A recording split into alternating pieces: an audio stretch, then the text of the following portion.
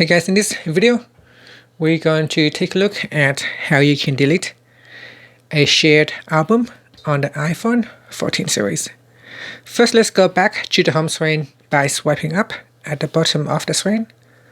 On the home screen, tap on Photos, and in Photos, tap on Albums at the bottom. Next, we swipe up to go down to the Share Albums section. Tap on CO button to view all the albums. In here, open up the share album that you want to remove. So for example, this one here. And in here, tap on the Option key or the button at the top. And from the pop-up menu, tap on Share Album Details. And then we go down to the bottom and tap on Delete Shared Album. Next, tap on Delete.